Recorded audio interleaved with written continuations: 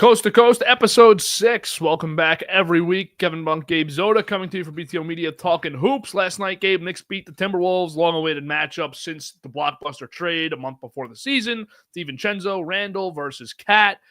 We both think, you posted a video this morning, but we both are sitting here now, as are many others, saying, man, did the Knicks do a great job in this trade. And the Timberwolves got to be a little bit concerned with what they got and this overall deal.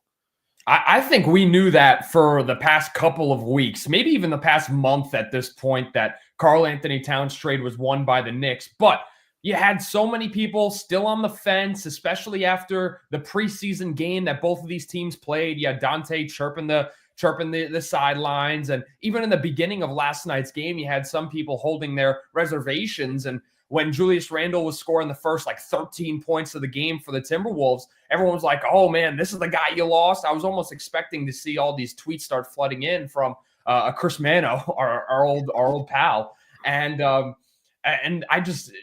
after that, OG went on Julius Randle, and it was just over from that point on. And you saw the amount of value difference between a guy like Karl-Anthony Towns, who can get you 30, 20, drop assists, and shoot it from deep, against a guy like Julius Randle, where things just clog up. And Julius Randle took that game personally. I mean, he scored, 24 points in that game. He had a pretty good performance when you look at his numbers, but that was just indicative, and it pretty much explains his entire Knicks tenure, Kevin. He put up these good numbers, but the Knicks would end up losing. And then you're sitting there saying, well, I mean, it can't be Julius Randle. It is Julius Randle. And it's a big reason why the Timberwolves aren't having such a great season. And I don't even want to talk about Dante DiVincenzo. I think he stinks on that team. I'm just not even going to waste my time on it.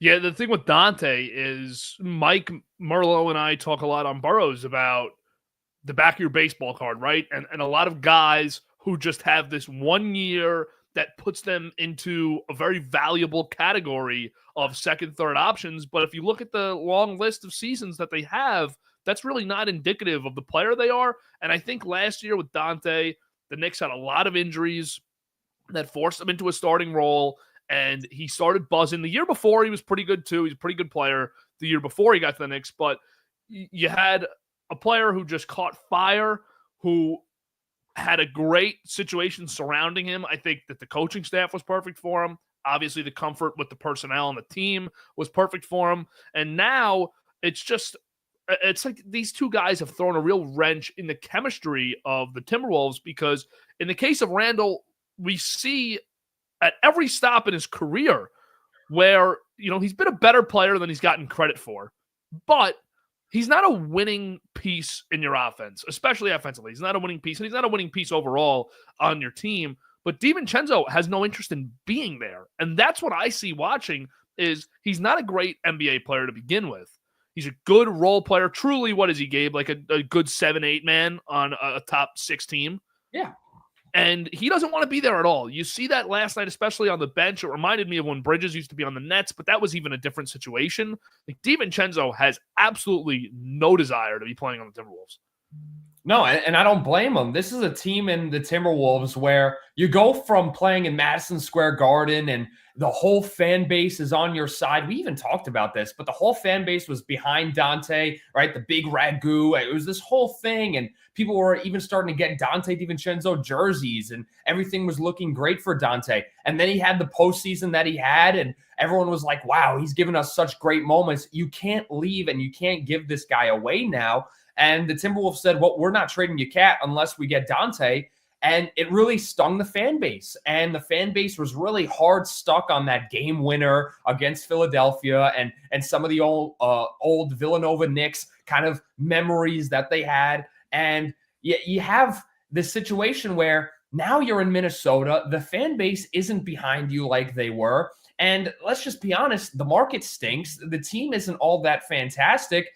It's just a total culture shock, and I don't blame him for not maybe wanting to be there. I always think that's a weird thing. You're playing professional basketball. How could you not want to do that? But, it is real thing where the situation matters a lot. Dante's probably not in the best situation for himself.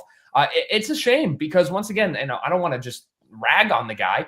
he was a good role player for the Knicks team last year. He gave us a couple moments there in the playoffs.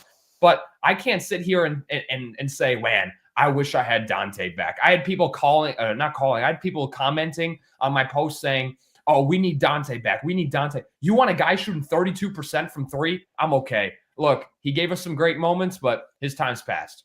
And that's a great job by Leon Rose to sell high, to understand this guy probably had the best year of his career, whether we keep him or not. It probably doesn't get better than this.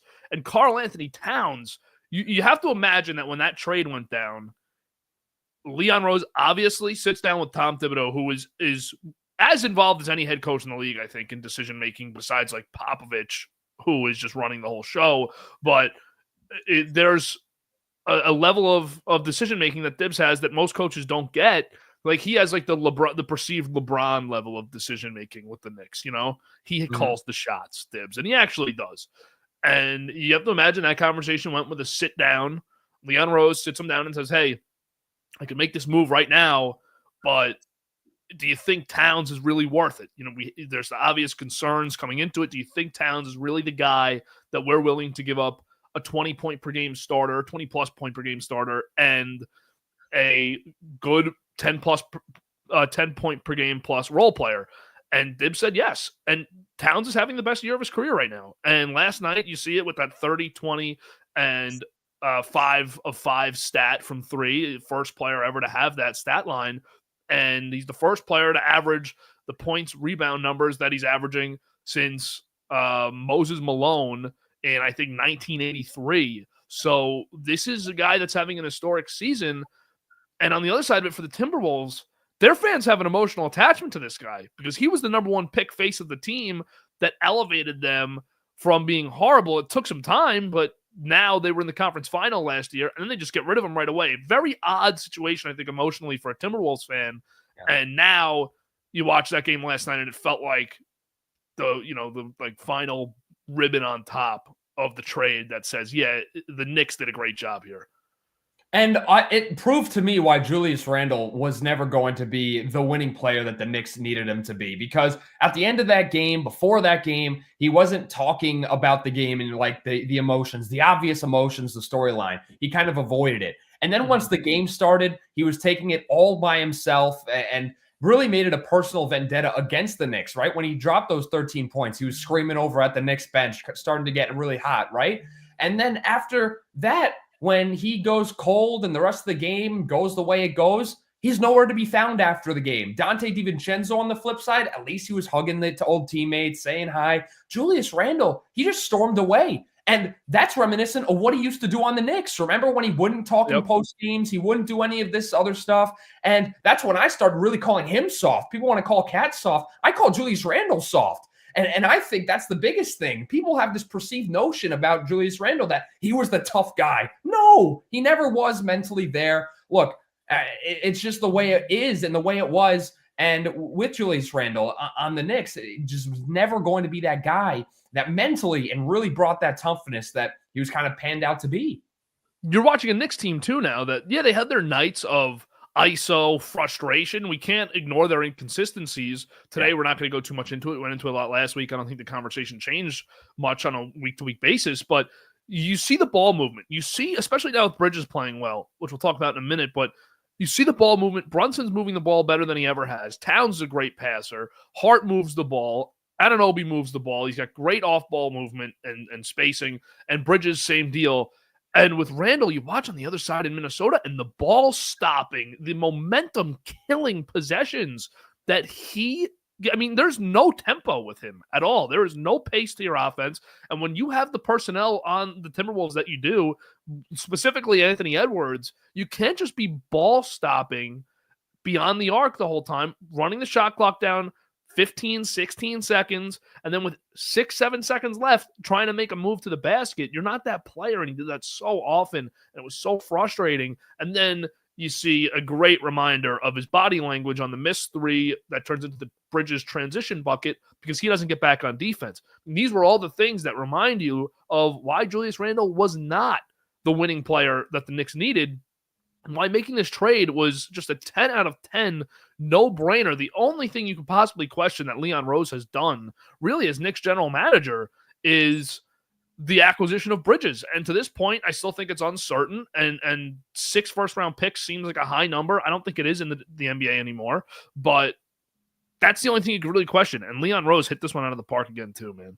I hate to be proven right, but I remember on Playbook last year when we were in the studio, me and Chris Mano would go back and forth about Julius Randle because he was the biggest Julius Randle fan. I hold the same position I have today. And I literally, the words that came out of my mouth were, when Julius Randle's on the court, the ball stops and there's no tempo at all on the flow of the offense. When he goes to the bench, or remember when he got injured and Obi Toppin was the starting power forward, the ball was flying, everyone was moving up and down the floor. It just seemed like a much better brand of basketball. And now, lo and behold, you go to the Timberwolves where things were kind of flowing all right, even with Cat and Rudy Gobert.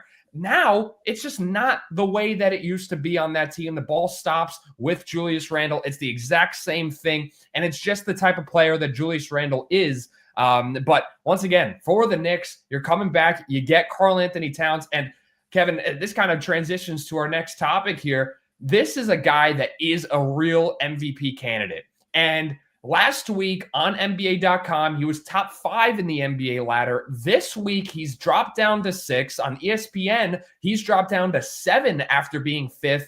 And I don't understand what these guys are watching in terms of the NBA MVP voting right now. They have guys like Jason Tatum in front of them, Shai Gilgeous-Alexander. Those are really good players, don't get me wrong. But you cannot tell me that what Karl-Anthony Towns right now is doing, as you mentioned, nobody's done this since 1980s with Moses Malone, and he can't even crack the top 5 in MVP voting.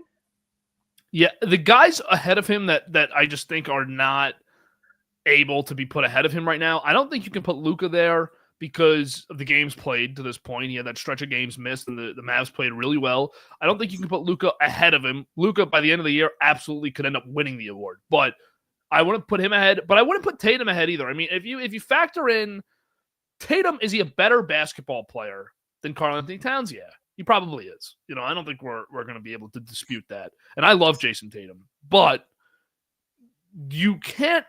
It goes for both arguments. One, he does not have more value to the Celtics than Towns has to the Knicks, because Karl-Anthony Towns is far and away the Knicks' best player this year. I love Jalen Brunson, but Towns has been the guy. And for the Celtics, they might be the 3rd or 4th best team in the league without Tatum. That's not a knock on Tatum. That's just how great the team is. So there's that argument that everyone always likes to use. But also, when I watch the two play, and I watch both play a lot, Towns is just playing better. Towns has been such a dominant force this year as a big man that he has to be ahead of Tatum for me. Once again, doesn't make him a better player. Just through 8 weeks of the season here, that's the guy that I'm looking at in that Tatum versus Towns. Should be in the top 5. I like Anthony Davis too. We're going to talk about him in a moment, but Anthony Davis as well as one of these big men that have been great. But it's nice to see the bigger guys starting to really take over this season, because you have Jokic, of course, the far and away favorite. Giannis, who, I shouldn't even say far and away favorite with Jokic, because Giannis has been so great. Yeah. And Giannis has been excellent. And then you have SGA, who's foul baiter, so I don't care. And then you have Luka, a large guard. You have Tatum, a forward. And then Towns, Davis, Wemby are your next 3 on the NBA's MVP ladder. So nice to see some bigs. But yeah, Towns absolutely deserving of any of the spots after 2, really. Yeah, I fully agree. I know not everything is about shooting percentage and all that stuff, but we already went through the kind of bigger stats. Jason Tatum this season is shooting 45% from the field. Karl-Anthony Towns is shooting 46% from behind the arc. It's just 2 different types of dominance right now that we're seeing. And yes, Jason Tatum is really good on a really good team, but Karl-Anthony Towns is more impactful and is playing much better right now than Jason Tatum is, and has way more impact on the team's winning. And that, if that's not factored into this MVP ladder stuff, I don't know what they're looking at. And we could even make that a broader conversation with Jokic. Their team is what, 14-11 now? It's not like they're running away with the best team in the league. And we had this conversation before a couple of weeks ago, or maybe last week, about kind of Jokic and having a great season, but it not being on a great team. Right now, they're like, what, 10th or in the West? They're not a great team. And Jokic might have amazing stats, but if you ask me, Karl Anthony Towns, the way impact on winning right now, he might be up there with Jokic, with Giannis, and these other guys. Nobody in the league right now, after those two, you're right. Nobody in the league right now is impacting their individual teams winning more than Karl Anthony Towns. Giannis is impacting his teams winning probably more than anybody because Giannis is just a marvel when you watch him. And now he's got this mid-range game, dude. Have you caught notice of this? I mean, he has finally in this mid-range that is just nasty addition to what he already had. And you have Towns who, I mean, last night, the three that he hit over Gobert, deep left side wing, just was like a real like closure moment, I thought, of watching. I don't even know if that's the right way to say it, but for everyone, I think it was just like, damn, this guy is really good. This is an elite. He's the best shooting big of all time. Yeah. So, I mean, good trade for the Knicks there. Vibes are high for the Knicks. You want to move to the Lakers here? Actually, I just want to do one more thing before Towns before the Lakers, for me. The interesting article that was probably 2 months ago now from Sports Illustrated that the Warriors tried to trade for Towns. They were the other team in that. I don't know if you remember that article, but they had said that basically they tried, that their package couldn't match the Timberwolves with the Knicks, or what the Timberwolves desired from the Knicks, because they really wanted DiVincenzo, and that was a very valuable piece for Minnesota. But the Warriors with Cat would have been a lot of fun. I mean, we're going to talk about Golden State later on, but the movement and the behind the arc play, the pick and pop, pick and roll dynamic that he could have with Steph would have been a lot of fun. So that was just a little thought there. Yeah, there's no package that the Warriors were bringing back that would have matched the Knicks with Julius Randle and kind of the fit, kind of what you were looking for on the Timberwolves. Because at first, right, we were talking about how it fit for both teams to get a power forward who's not as, maybe low to the paint and can clog the paint a little bit less for Anthony Edwards. But before we move on to the Lakers, we have to talk about this Knicks bench, because Austin Rivers was on a podcast and he said that this Knicks bench is awful, that there's not one good player on this bench. Yeah, that was crazy. Saying there's a bunch of nobodies on the team, that was nuts. Yeah, and you're fine. Yeah, Jacob Toppin and Tyler Kolek might not be the names that everyone's researching, but I look at this Knicks bench, and I had a lot of people commenting that this Knicks bench stinks as well. I look back at this Knicks bench, and I have Precious Achiuwa, who's been a menace on defense. I have Deuce McBride, who doesn't miss from behind the arc. I have Cam Payne, that when Jalen Brunson's off the court can run a coherent offense. And I look at what I'm getting. I'm about to get Mitch Robinson, who's going to be an anchor on the defensive end. You can't tell me that that's a bad bench. A lot of people are looking at bench scoring and bench minutes, and that's Tom Thibodeau. He doesn't play his bench. That's on him. But you cannot tell me right now that this bench is just awful. And I think that's a way overblown narrative that a lot of people are throwing out there. And I wanted to get your opinion on that. Yeah, it totally is, because look at the guys that you have. I mean, Cam Payne is a player who every year is a backup point guard for a playoff team. Every single year. And you could throw the counter and, what do those playoff teams do? Trust me, that's not because of Cam Payne that his teams aren't winning championships. Deuce McBride is one of the best two-way sixth men in the NBA. The bigs with Achiuwa and eventually Robinson are as good as any pair of bigs defensively in the NBA. But you're right. People look at the bench scoring and people are so infatuated with guys like Peyton Pritchard right now, who is averaging 15 or 16 off the bench, and he's a great player. But when you have the best offensive starting five in the NBA and one of the worst defensive starting fives in the NBA, you don't need to have a bunch of 17-point per game scorers coming off your bench. Yep. Last year's DiVincenzo would have been awesome to have on this Knicks team for sure, but you probably wouldn't have gotten that same production if you kept him. And you had to get Towns. You couldn't get Towns without him. And imagine this team without Towns and with DiVincenzo and Randle. Right now they're 17-10. They might be like 14-13 with that duo instead of Towns. So I think that the Knicks bench thing is overblown. I do think, though, that Leon Rose is going to have to make a really productive move at the deadline with the bench. And that's fine. You can get through to that point of the regular season with the group you have now. But once we get to that point, I need to see, like, if you want to be serious about competing for a championship, when there are two teams definitely better than you in the East, I need that Derek White kind of move. Or the Josh Hart kind of move. Like, find that guy who is a productive fifth starter on a bad team right now that you can turn into a really good player. I need them to make that move. Yeah, and it'll probably end up being at the expense of trading a guy like Mitchell Robinson or Jericho Sims. I think that's a very real reality. Precious Achiuwa, ever since coming back, I promise we can move on after this. Ever since Precious has come back, last 6 games, we talked about how bad this Knicks defense is. But ever since he's come back, this Knicks defense is rated 5th in defensive rating in the entire NBA. That, to me, speaks so much. And then if you get a healthy Mitch Rob back, if he doesn't get traded, I mean, that defensive rating is going to go up even more. So right now, as you said, I think this Knicks team is really good. Can they beat the Celtics in a 7-game series? I think that's yet to see. And for Knicks fans to be confident in that happening, you need to see a move at the trade deadline that might be at the expense of Mitchell Robinson. All right, let's talk about the Lakers.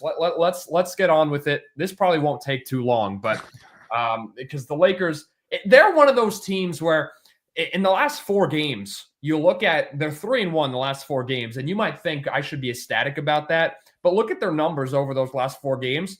They themselves have the worst offensive rating over the last 4 games. And they have the best defensive rating over those last 4 games. That, to me, I guess is a good thing since they're 3-1. But it's such a weird kind of state of the Los Angeles Lakers. You had LeBron out for those 2 games. I guess he went to go to Germany, that weird foot doctor that he loves to go to. And he's been back, and he looks okay. Anthony Davis continues to be well. In that game against the Kings last night, he had 20-20, 6 blocks, destroyed Domantas Sabonis all night. That's a guy who had his number almost his entire career, able to really get back at him. And you have a Lakers team that is still trying to figure it out. They're still kind of in that limbo. They're looking at the trade deadline here. And it's weird to me, right? Because we talk about this roster a lot and this roster not being great, Kevin. And we always go back to this conversation. And it's kind of funny because JJ Redick was asked kind of what kind of guys would you be targeting at the trade deadline? And he said, well, a really physical big and then another guy on the wing to really help out LeBron and AD. And I look back and I say, well, that's exactly what they were looking at in the offseason. And that's exactly the same players they were looking at last season at the trade deadline.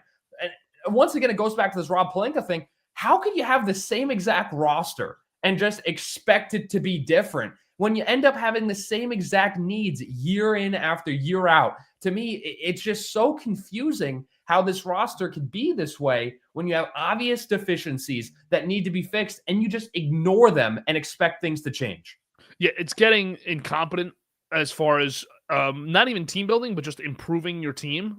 It's the team is built to a point where you can make the playoffs every year. You could maybe win a round, but let's be honest, the improving the team has been terrible, and they don't do a good job of it. They don't fix the issues that we all know are present with the team.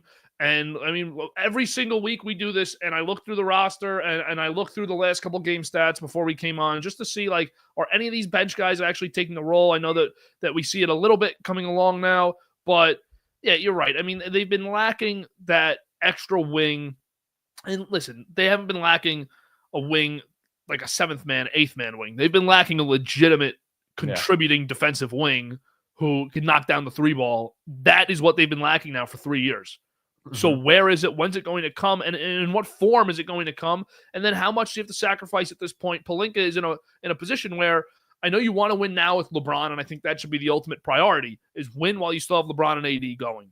But you have a future of your franchise too that's coming up soon without LeBron James. And who are the guys that you're willing to part with to get those players and get that big wing that could put you over the top. But Gabe, you look through and we talk about it. If they could land that guy, look at the teams in the West. I mean, the Lakers right now are in 7th. They're 15-12, but the Spurs are in 11th, and or the Kings even. You can go to the Kings are in 12th. They're 13-15. So that's a 3-game difference from 7th to 12th, but it's also a 3-game difference from 7th to 2nd with the Grizzlies and Rockets. So you're in a position to make a jump, make a run, be one of the better teams. And the Thunder, after losing in the second round last year, are unknown in the postseason still. We need to see if they can do that. Of course, that happens a lot. I don't know if SGA is truly the dominant number one player that can just carry you and rip through a Western Conference bracket. Mm-hmm. But they could be the best team in the West come April, May. I mean, that is not out of the question. But Pelinka's got to fix the things he hasn't fixed since they won a championship. And that's been the biggest frustration with this team, because what have they lost since their last championship? You lost a guy in Alex Caruso, a wing defender who can knock down a three. You lost a guy like Kentavious Caldwell-Pope, who was just a knockdown shooter. Yes, isn't great right now, but was a knockdown shooter for championship level teams for the past 3-4 seasons. You lost a guy like Kyle Kuzma, who literally was just a slashing, kind of did everything, but worked well behind guys like LeBron and Anthony Davis. And you tried to replace him with a couple guys. It just hasn't worked. And you have to ask yourself at this point, all right, what are we doing? And that's the biggest frustration around Lakers fans is they know they're not too far off. They're fine with playing Memphis because they know that their teams can beat the Memphis Grizzlies. They know that they can contend with the OKC Thunder. They just need one more thing to happen for them.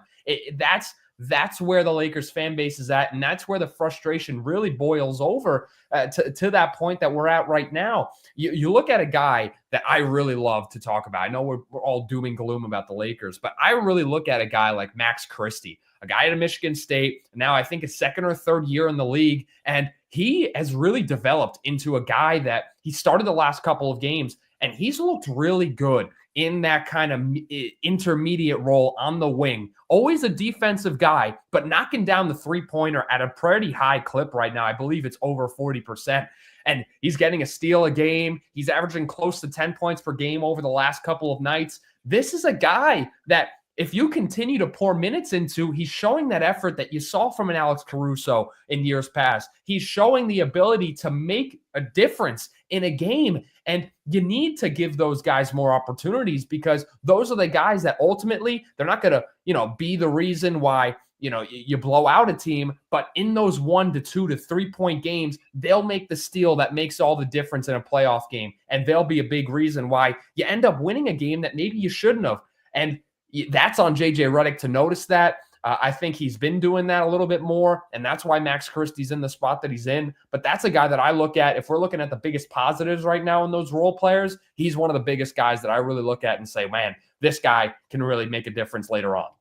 Yeah, and you're starting to get a bit of a better Gabe Vincent here, too, in the month of December. Not great still. A couple dud offensive nights. I'd like to see more consistency on offense. Get to that 10-point mark more. You don't have to drop 20, but just get to that 10-point mark. Get above 8 more than he is. But still, Vincent is starting to come along a little bit. But that's also another part of the NBA season, right? We see bench guys start to come along throughout the year. That's why go and get your starters. Worry about the bench later. I think the bench is very important, but good general managers, which we don't think Pelinka really is, but good general managers, good coaches, good teams are able to find guys to fill roles off the bench. You don't need these guys to be all-star caliber players. You don't need that. You need guys that fill skill sets off of the bench. And right now, the Lakers are starting to build a couple of those guys. You still don't know how Connect will look in April. That's always the biggest wild card, is if you have a promising rookie, how will he progress? Maybe he ends the year as an 11-point scorer. Maybe he ends the year as an 18-point per game scorer, and he starts playing good defense, and you feel good about his fit in the team, and then that's a huge boost. But yeah, we do the doom and gloom thing with the Lakers. I think if they were in the Eastern Conference, we'd feel much better about it. Being in the West, you know that you can come in second place in the regular season, or you could finish in 13th and not even have a chance in the play-in. Yeah. and you might have only lost a couple more games than the team that did get the play-in and did win. So it's a ridiculously competitive conference. It's probably the most competitive conference in American sports right now, and the Lakers are in the thick of it, and they need to be serious here about winning with LeBron and winning with Anthony Davis, because right now you have the best year of Anthony Davis's career. You might have LeBron's final season. I'm not doubting him here, but you do always have to consider it as a general manager. You might have his final season of real high production.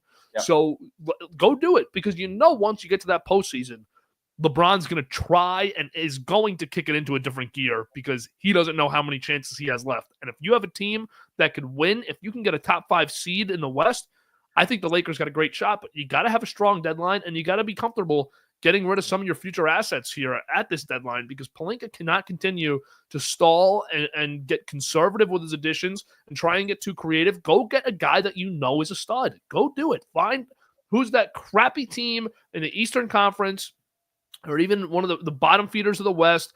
Who's that wing player that you're going to identify and say, we will help you out for your future. You got to help us out this year by giving us this player, and you got to let me know what it takes, because I want to get him on our team, and I want to give up as little NBA players, NBA-ready players as possible, because we're trying to win this thing right now. And you have to find that, and you got to make that work. And that's why the Lakers need to trade D'Angelo Russell. And it's not because of his performance or lack of performance. It's because his contract and his ability will be able to land you one of those guys that can really help on the wing. You don't really need that much guard help on this team when you have a guy like LeBron, when you have some bench players. If Dalton Connect can really continue to contribute, you don't need a guy like D'Angelo Russell. I know that JJ Redick likes him a lot. He thinks he's got the right mindset, the right whatever it is. You have to trade him, because the money is always right with D'Angelo Russell. And if you can get a quality wing to pair along these guys just like they want, get that little extra bit of physicality and diverse attributes on the court, you do that. And if it's at the expense of a D'Angelo Russell that's having a pretty decent season, you make that happen 100% of the time, because as you mentioned, all the reasons, Lakers, they're on their last legs with this core and this championship window. So if you really want to make that championship happen for this team in the last couple of years of LeBron, you go and trade D'Angelo Russell, get yourself a good wing on the back end, and you'll have your shot right there. You just have to make the right moves. I think they got to tap into this Nets wing group too, because there's definitely an outside chance Cam Johnson gets moved. I don't think it would happen at the deadline, but Cam Johnson would be the perfect fit for the Lakers, especially offensively. His catch and shoot and his ability offensively would be great for the Lakers, but that's the type of wing. But even Finney Smith, if you could just go and say, let's go a little cheaper here. We know we can get this guy. He's definitely going to get moved. Let's go get Finney Smith. Those are two guys that I think the Lakers absolutely have to pursue and tap into. And Gabe, you call me nuts. You could always try and get both. I mean, if Johnson's going to get moved, you could always throw in the sweetener to try and acquire Finney Smith too, if you're making that trade. And then you're stacked with wing talent. Then you don't have to worry about a thing. And suddenly, forget getting both of them, but that's just always a thing that you want to try to throw in another good player. But if they get Cam Johnson, suddenly they feel like the bona fide second or third best team in the conference. Yeah, because you get a guy that is going to be that wing that helps you on defense. All right, not too great, but he helps you on defense, but will knock down a bunch of shots on the offensive end. And you get that to pair alongside of LeBron and Anthony Davis. You have a nice triple threat there, and it seems like it just works too well for it not to happen in this system. Do you have the confidence in it making it happen? I guess that's a conversation for another day, but you know, those are the types of moves you really need to make. And after the Nets, right, there was a little bit of conversation. Are they going to try to maybe pull something out here? But after they traded Schroeder a couple nights ago, you know that the sell is on. So now you have to pursue that as aggressive as possible. If it takes multiple picks, if it takes Max Christie, who's a really good young asset, if it takes those guys, you make it happen if you're the Lakers right now. Yeah, and the Schroeder trade was a good one, first of all, for Golden State, but it's just not like it just sets the tone for the year, right? Like you're totally spot on. It sets the tone for the Nets. This is what we're doing. This is a rebuilding year. And Cam Johnson, A lot of people are under the impression, I think, that are kind of casual Nets fans, that Cam Johnson is this young, budding star. He's 28 years old, so he's not old, but this might be his prime level. You might not be getting a better player, so you got to sell him high here. Cam Thomas is 23, so they're not really on the same timeline. And Johnson, you can get a good haul fourth deadline from a team who's really desperate to win a title this year. And, of course, the Lakers should be in that category. Good to move on now. Yes. All right, NBA Cup ended. Lakers won the NBA Cup last year. This year, they did not. Darvin Ham, though, undefeated 14-0 career in the NBA Cup. NBA ratings are down completely. Nobody cared about the NBA Cup. Great final game also, Gabe. I mean, Thunder Bucks is a very good final game for this tournament. And you have Giannis, SGA, two of the top 3 MVP guys. You have a bunch of good role players around them and stars around them, really, with Dame, Chet, good group of players. And they got no buzz for this game. The ratings are down big. But first, I mean, do you think now 2 years through the NBA Cup, do you think this is something that is meaningful yet? I don't know if the cup is meaningful. I know the players care about it. The players, especially as we said, once you get into that quarterfinals and finals, the semifinals, that's when the players really start to care more about the NBA Cup. And we saw that, right? The level of competition was there on the court. But, I mean, did you hear the crowd?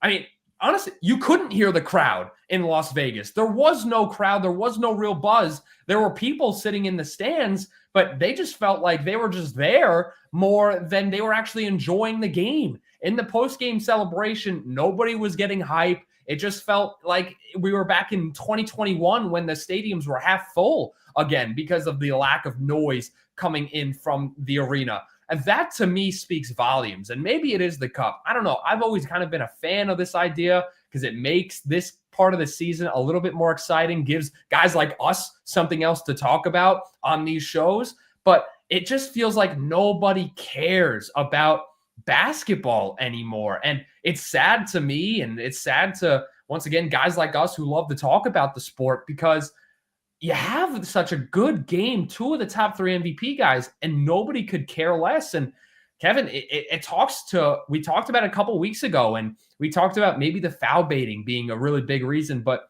can we talk about the lack of real personality flair in the NBA? Like, there's nobody out there that has like a dynamic style anymore. It feels like everybody is the exact same, and kind of that's where it's at. Maybe Giannis, a little funny guy, makes some, jokes here and there.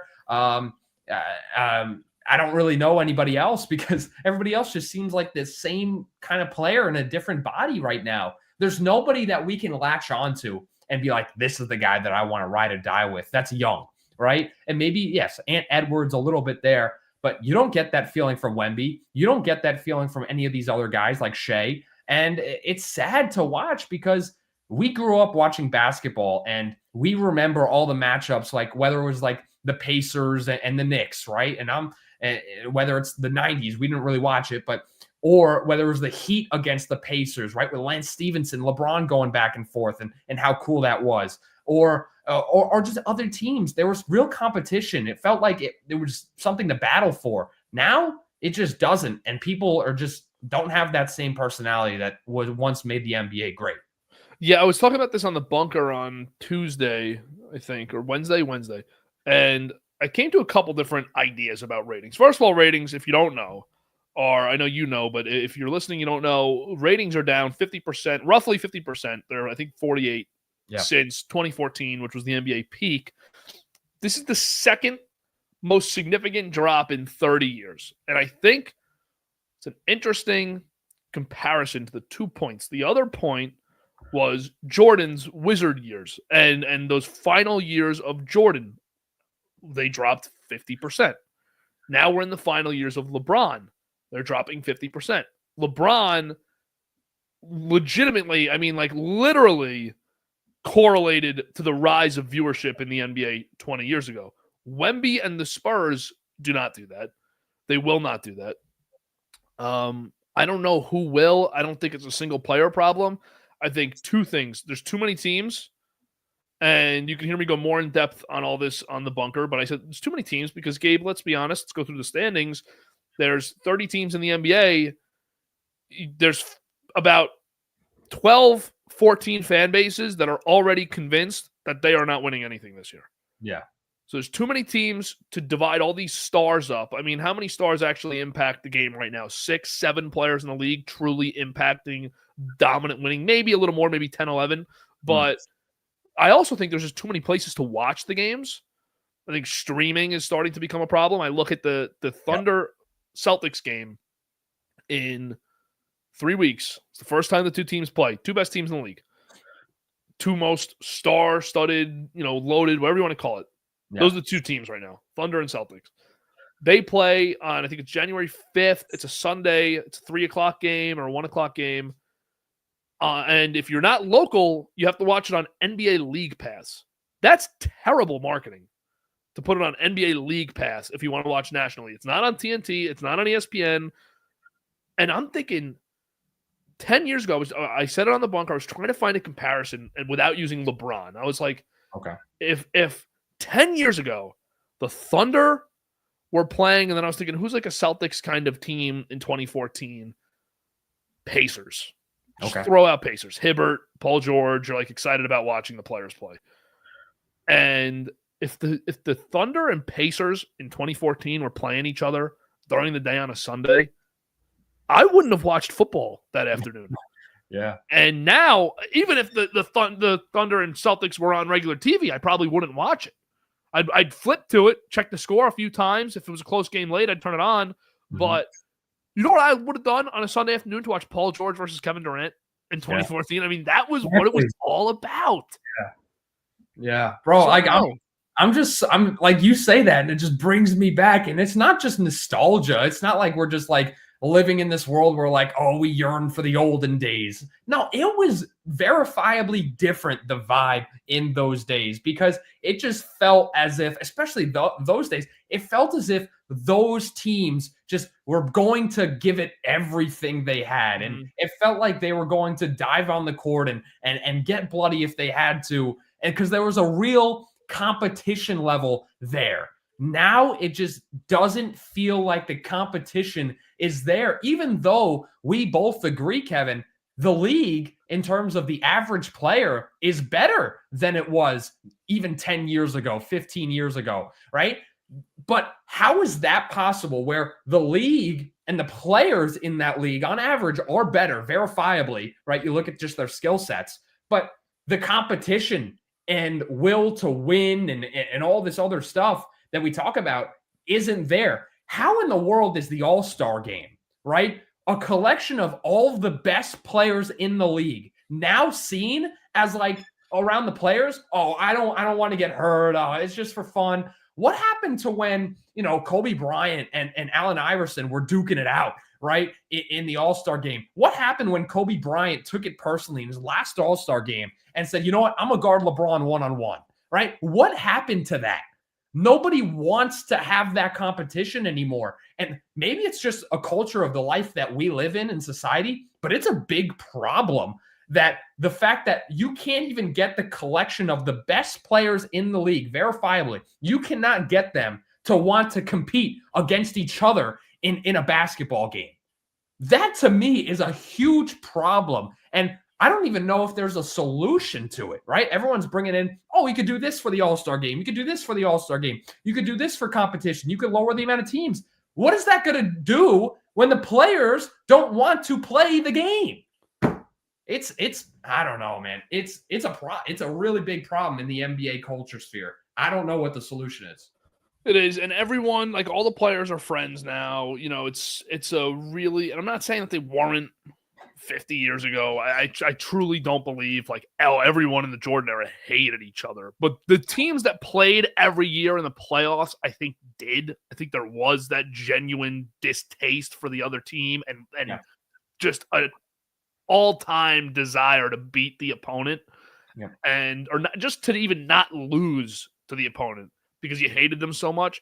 But for the most part, I don't think that it was just this league of guys who hated each other.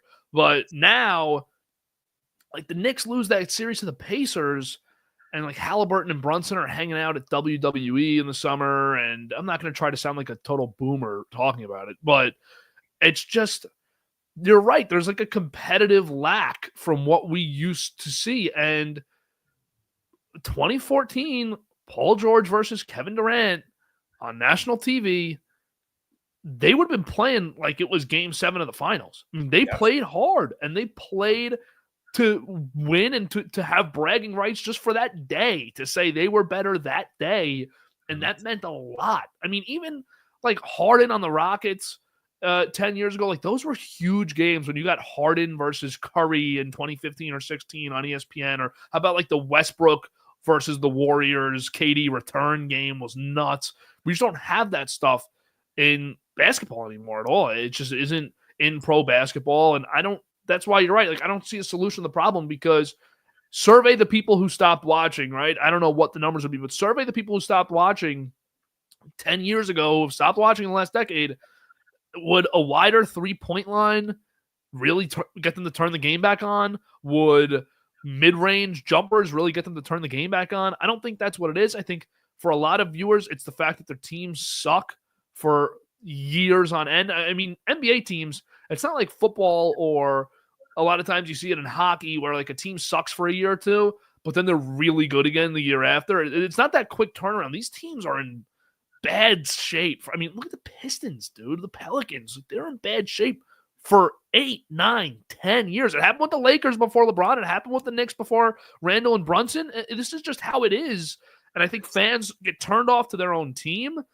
And the NBA Cup and the play-in tournament in the postseason, like, these are not doing anything for viewership. Yep. I don't know. There's no solution, though. I commend them for trying to come up with solutions. Because you can't actually get the players to play harder. That's up to them.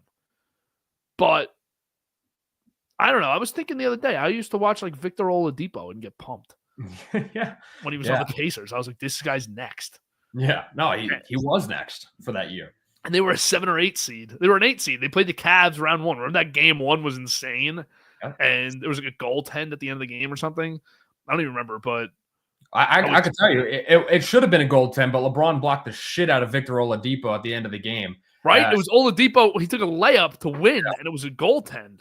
Yeah, but it wasn't. It didn't call it a goaltend. It should have been. Kevin, at the end of the day, if me and you were to play, right, basketball, we're friends, I think, I hope. Yeah. We're friends.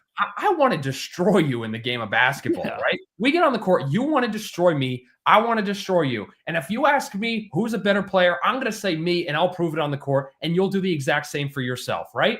Mm-hmm.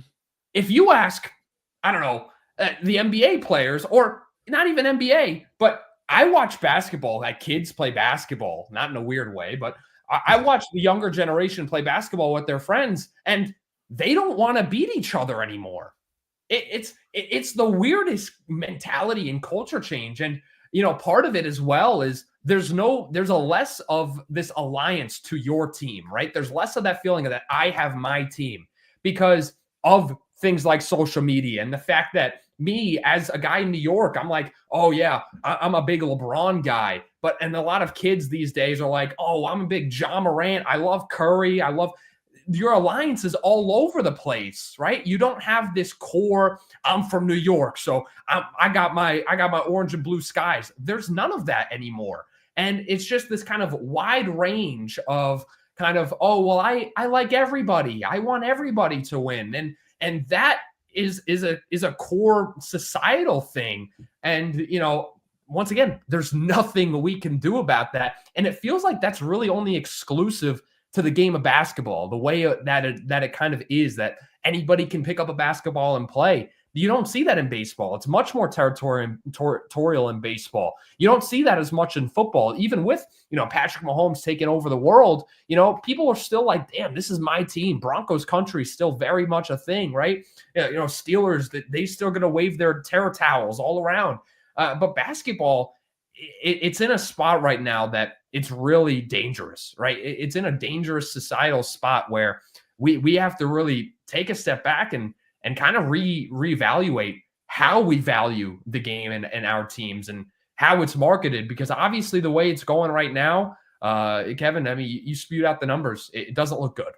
Yeah, and I think that maybe a turning point in it, I mean, viewership was already going down slightly before, but I think Durant going to the Warriors was like a massive turning point in fan digestion of the NBA, and just the fact that, or the idea that in a team where stars matter so much, the second or third best player in the league just joined the best team of all time after losing a 3-1 series lead to them. And then that team went and lost to LeBron, but it's like, it doesn't even matter. We just got Durant. And then they were an absolute lock to win the title the whole year, and they didn't even get challenged in the postseason. So that, I think, was a really bad moment for basketball.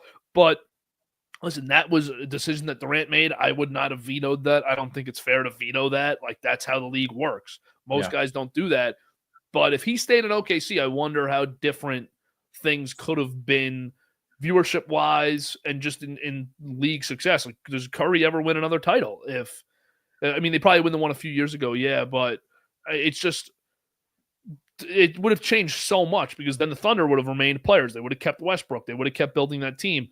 I don't know. That was a big moment. And the team hopping, I think, makes life tough for the league. LeBron, we always talk about this. You and I agree. I think LeBron did it in a way that it worked. He won a title everywhere he went. Yeah. And he's the all-time leading scorer. Also, all-time minutes played last night, which is very impressive. And he's the all-time everything.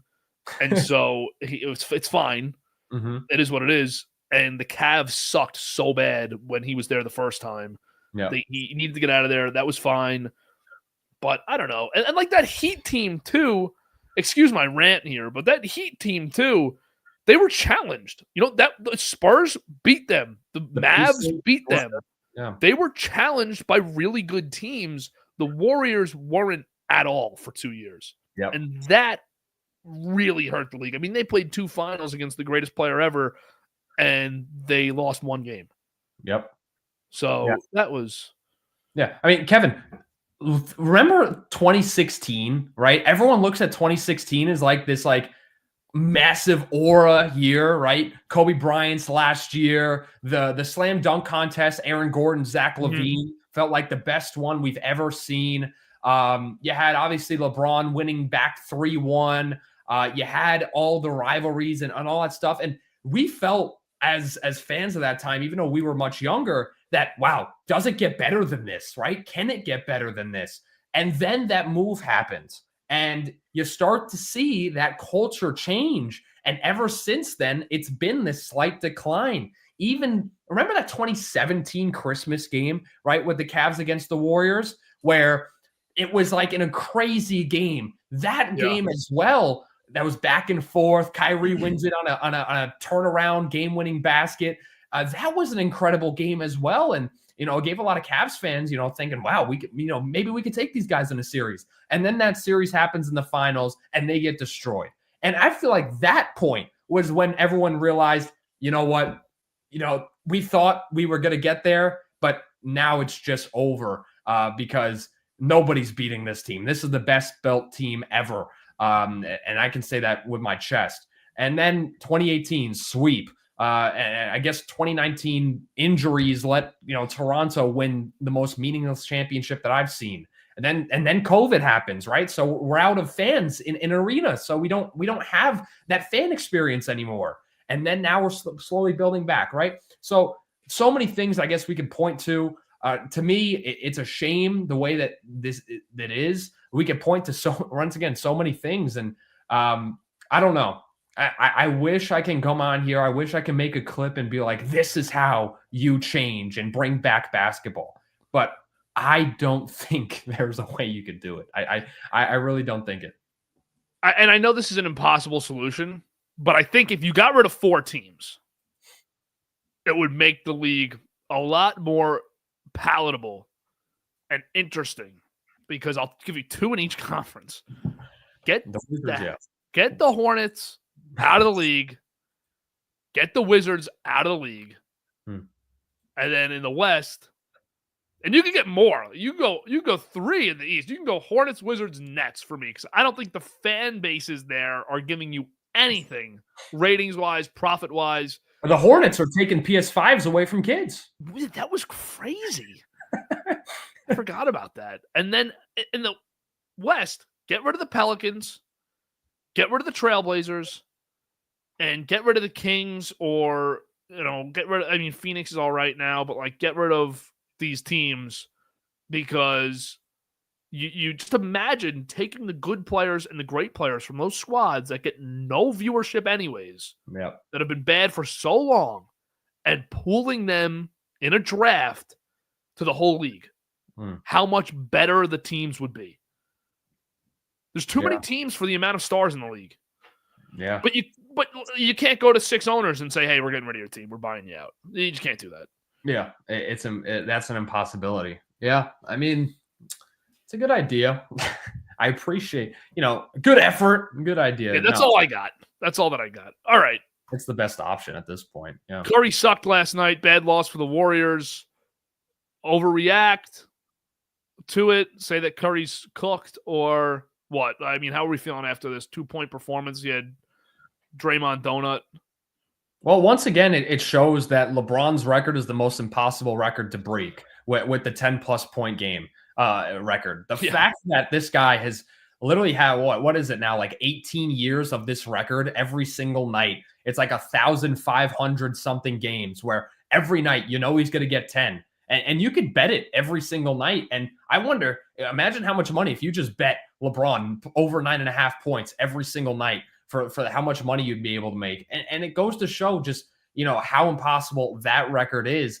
On the side of the Warriors, though, I'm not going to sit here and say, oh, it's, Curry's washed. But let's be real here. He's a 36-year-old, not great at defense, and he's getting slower, right? You have to look, if you're the Warriors, and say, we can't have this guy be the premier player anymore. It's kind of like where the Lakers are at or should have been at a couple years ago. LeBron can't be your number one guy. Curry, at this point, even though he's got that superstar ability and we know it's in there for him, I don't think he can be that number one guy on a championship level team anymore. 2022, we saw this mystical, magical kind of performance from him, and he deserved at the end of it that his finals MVP, right? But after that, it just hasn't been the same with Curry. And you need to either, I don't know, move him somewhere, or you need to build this team better, because this team isn't all that great. You talked about it a couple weeks ago, or one of the first weeks we talked about the Warriors because they had a pretty good start,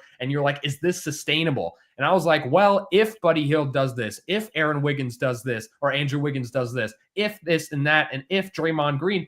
But that's a lot of if statements for a team. You don't have a lot of certified things that are going to happen. And that's a big problem with this Warriors team. So do you look at, making a big trade for a big player, or getting rid of guys like Andrew Wiggins and Buddy Hield for a massive superstar? Do you do that?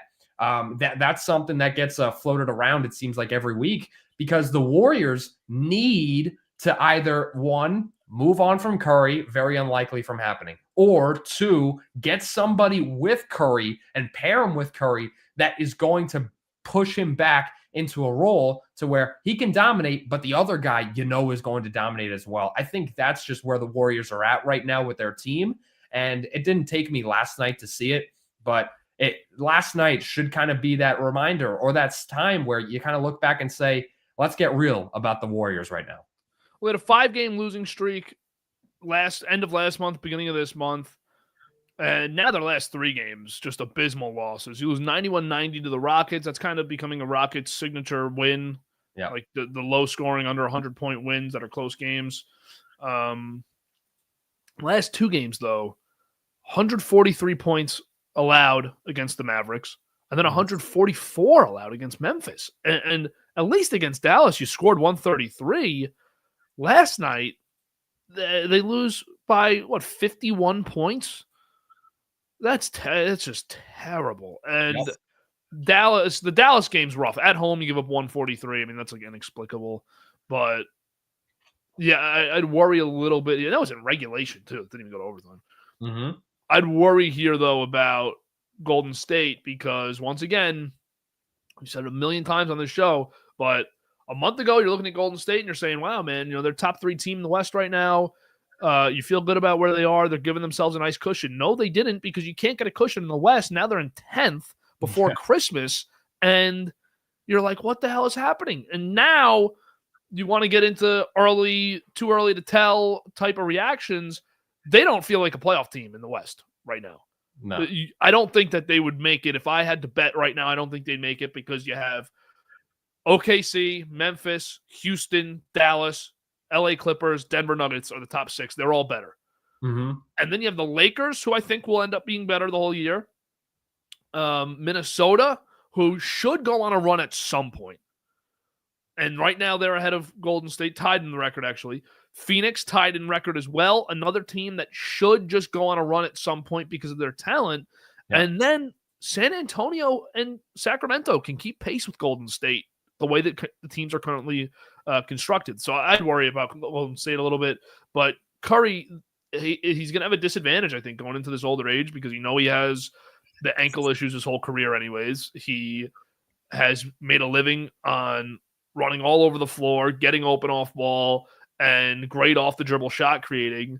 But when you're not the biggest guy on the court, when you're in fact usually the smallest guy on the court, that doesn't translate well to 36 and beyond. So we might have seen the last of great Curry. We might just see very good Curry for the next 2 or 3 years and then solid player for whatever remainder he has. But it's a little concerning. But you're right about the LeBron 10 points stat. Dude. Yeah. That's people look at it and be like, oh, obviously he scored 10 points every night. It's not that easy to do. Yeah. You've seen it so many times. The guy gets hurt or a guy does this, right? Or he has just an awful night. And, you're a human. You're almost guaranteed to have a really bad game. And for LeBron, a really bad game involves him scoring into double digits. So, just an incredible record for him. The last thing I want to talk about today, I don't know if you have anything else, but we're obviously heading towards Christmas. And we talked about kind of the ratings and all this stuff. Let's look at the Christmas Day schedule, right? Because the next time we do this show will be after Christmas, presumably. So let's look at this Christmas show, the Christmas games here, and let's look at kind of how unexcited we are to watch any of these games because of what exactly we talked about. So you start off at noon with Knicks against the Spurs, right? I got the right things here. Yep. Knicks against the Spurs at 12. Then Mavericks against the Timberwolves. Then at 5, right? These are the premier games that everyone's really looking forward to. You have Boston against the 76ers, who stink. You have the Lakers against the Warriors, 2 teams in the bottom half of the Western Conference, but it's LeBron and Curry. And then you have the Nuggets against the Phoenix Suns. That's the last game, the grand finale. And it's against teams where you have Jokic, you have Kevin Durant, but I'm not excited to watch any of these games on the Christmas slate this year because none of them seem really enticing to me. Yeah, just bias for me is I'm excited to see Wemby at the Garden at 12, but then after the Knicks game, you have football the whole afternoon too, and I'm curious to see how the ratings stack up for each because it's a Wednesday. The NFL is prioritizing Christmas games this year. They really want to have them, and that is a big blow to the NBA, who usually gets the day to themselves. So on the 2 NFL games, you have Chiefs at Steelers. That's a big draw game, and then you have the Ravens-Texans both on Netflix too, so you can't even flip channels to watch basketball if you want to turn both on and go back and forth. So you're stuck on Netflix with football, and you're right. Celtics-Sixers sucks at 5, and 5 o'clock, you're assuming people are probably eating dinner at that time on Christmas. That's going to be bad viewership. Lakers-Warriors at 8 and 10:30. I don't think you're going to get any East Coast viewership. At 10:30, Nuggets Suns. I don't think you're getting any East Coast viewership on either of those. The 76ers Celtics should be at 2:30. And it shouldn't be a game, Kevin. It shouldn't be a game. Yeah, you're right. But if you're going to get viewers, I think you have to do it at 2:30 there to get the East Coast attraction because you're not going to get it otherwise with the 5 o'clock game. 5 o'clock's a bad slot for that game, and you want to get the East games out early. But let's be honest, dude. The draw for Timberwolves Mavericks, the markets and the attraction to the franchises is way too low to make them a matchup on Christmas. And LeBron should be playing during the day. LeBron should be playing before 8 o'clock. Yeah. Last year, when LeBron played against the Mavericks, I think it was in the afternoon. I think it was like the 2:30 game. I think the first game happened, or they might have been the first game as well at 12. Look, what happened to the Christmas games that we loved, right? What happened to that Cavs versus Warriors couple Christmas games that were incredible? What happened to, remember when the Miami Heat against the Lakers would face off, or the Lakers against the Celtics on Christmas, right? These were the games we waited for and we loved to see. And, they might have had some wacky jerseys on Christmas or whatever they wanted to do, but those were games that I waited for and I wanted to watch. Now, we just went through the whole schedule, and the only game that you just said you're excited is just because it's your team against Wembanyama, right? Like, that's awful for the league. There is just no anticipation. There's no buildup for any of these games. And you might think, well, Kyrie and Luka against Anthony Edwards, but that doesn't hit as hard as me saying, go back to 2014 and saying, LeBron and the Miami Heat against Kobe Bryant and the Lakers. And Kevin, the Lakers were awful, but I wanted to watch that game more than anything else I'd want to watch right now. Like, that in of itself is the core of the problem, that we just saw a highlight day and it's going to be ruled by the NFL and nobody's going to watch. We'll see those ratings afterwards, and they'll probably be the lowest Christmas ratings in the past 10, 15 years easily. Yeah, absolutely. And I mean, this is the type of game you're looking for. Oh yeah. That's a peak. Just the photo. That is I'd watch the recording of this game. I don't remember how it went, so I would love to watch the recording of this game on Christmas if they aired it. I mean, that is just a peak moment of basketball. I mean, I'm putting it up again. Look at that. The uniforms, get rid of Curry's bad night here. I mean, this is what it used to all be about. It was all about these games, and the players wanted to play this game. The players stood up for this game. The players went hard for that game. Today, the players couldn't give a rat's ass less. The players, you'll probably ask them, they'll be like, oh, well, it's just nice to get out here and celebrate the holidays. No. Back then, in that picture with OKC, KD, and LeBron in Miami, they wanted to kill each other because guess what? That was a battle for the best player in the league at that point. That's how much it meant for them. And that's how it should feel between SGA and Tatum in 3 weeks, but it's not going to. It's not going to have that vibe at all. You won't even see the two of them match up on each other because that's something that I think we've lost in today's NBA too. The lack of stars and MVP candidates who actually play great defense. LeBron wanted Durant in big spots in those games. He wouldn't get him the whole 48 minutes, but he wanted Durant in those spots, and Durant would have wanted LeBron in those spots too. So you actually get those one-on-one matchups, but also in those games it was great because if LeBron wasn't on him, you had Bosh or Wade on him, or Westbrook would be switching on to LeBron off a screen. So you had great players all around, Ibaka, but now it's just they got to fix it. They got to figure this out. And listen, coloring the courts and doing a tournament in November and December isn't going to help you. Last thing on that, actually, I wanted to talk about it before, but do you think the NBA Cup would do better ratings if it was actually in the middle of the season, but you took out, like, you're not playing one game a week for 6 weeks. You're stopping the year the first week of December and saying these games count towards the regular season, but the teams that win continue to play in the NBA Cup. The teams that lose will just start playing regular season games elsewhere, but the teams that are winning are playing NBA Cup games every single night. Do you think that would be better? Like, they have games Tuesday, Thursday, Saturday. They're all NBA Cup games. It's not Tuesday is regular, Tuesday's NBA Cup, Thursday, Saturday is random games with the Hornets and Grizzlies, and then you're playing the Cup game next Tuesday again. If you lined them all up and did them for a month, and if you lose, you go back to your regular season simultaneously, would they do better with the NBA Cup? Would you, in that same idea, would you make them neutral location games for the whole tournament? That's a good question. I was thinking about that. Would you just put all the teams in Vegas for a couple weeks?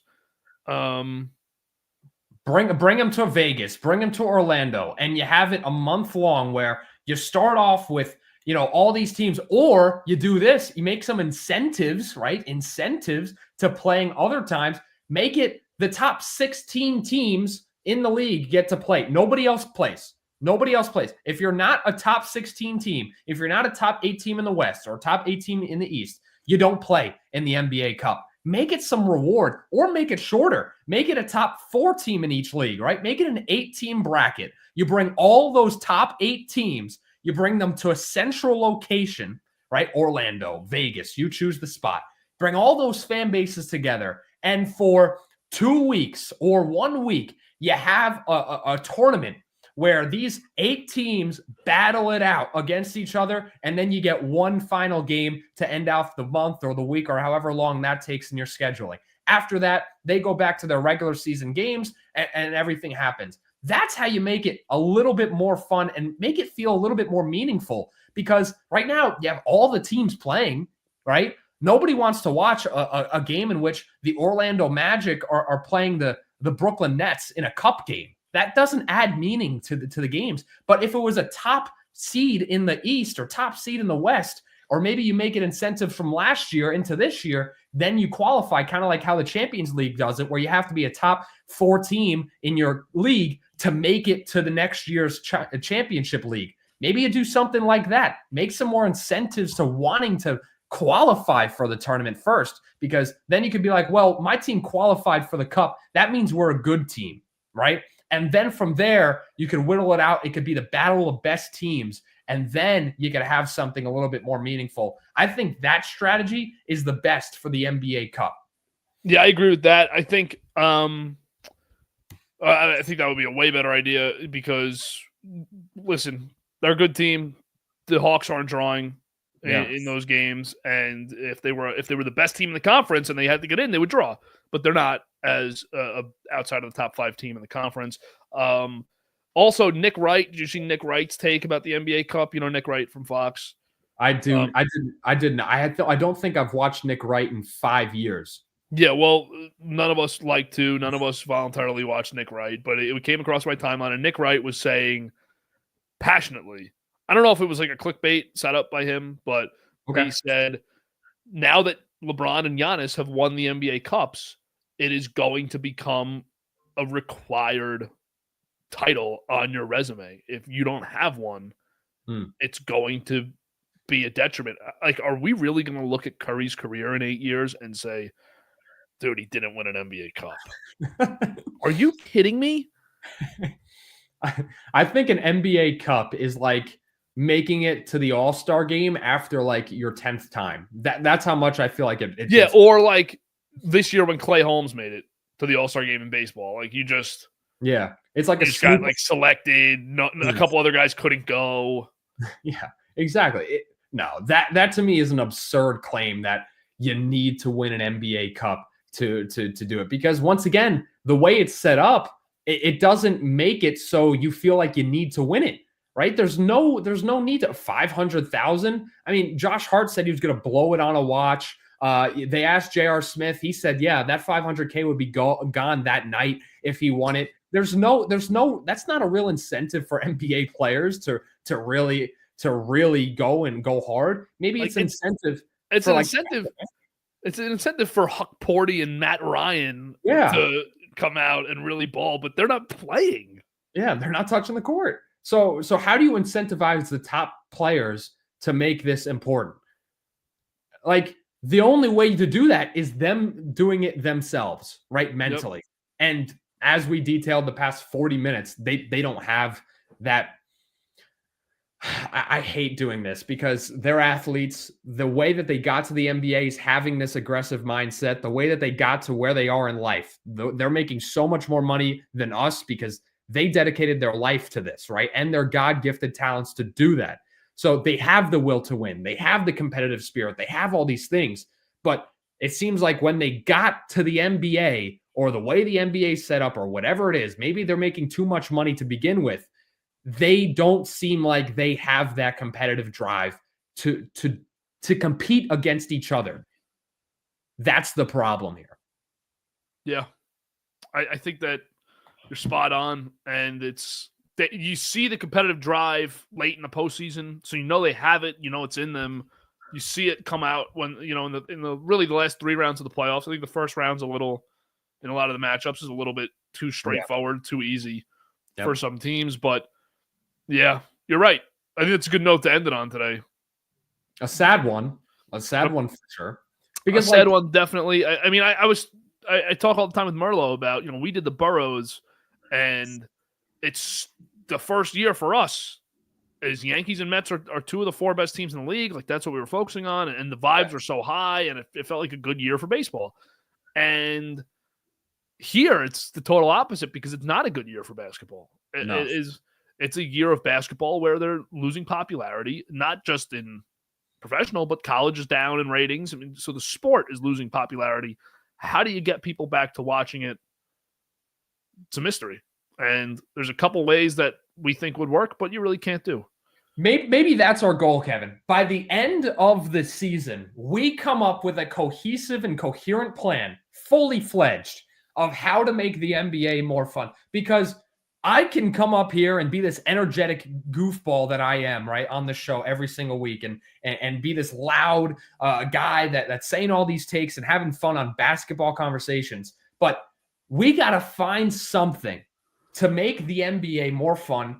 And because maybe that's the clip that gets us towards the next level where we want to be at. Maybe we need to put all this stuff to the side, get out the damn whiteboard, and just brainstorm for an hour every week. It's up to us. It's up to us to fix the NBA. It's up to us to fix the NBA. No, we're having a good time anyway doing this, whether it's bashing the NBA or talking about the good parts about the NBA. But we'll figure it out. I'm convinced. Yep.